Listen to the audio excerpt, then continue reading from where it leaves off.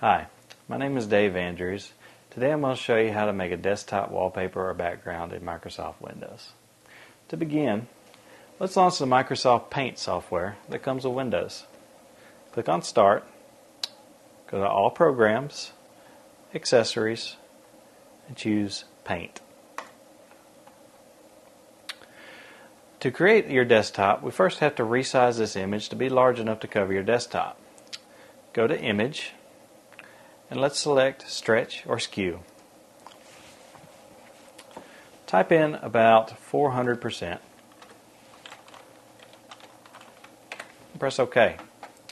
That is a large enough image to cover your entire background. Let's add something to this background. I'm going to write my name.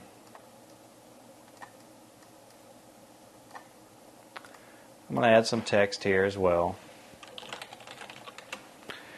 And I'm going to resize it. Let's just save this document somewhere on our computer. Go to File, Save As. Let's just call it My Background. Save. Now let's close the Microsoft Paint editor. Right-click on your desktop, go to Properties, choose the Desktop tab, and under this background area, we're going to choose Browse. Find the picture that you just saved. Here is My Background, and select Open. And then press Apply.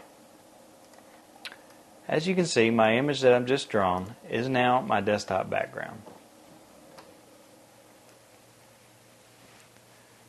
My name is Dave Andrews, and I've just showed you how to create a desktop wallpaper or background.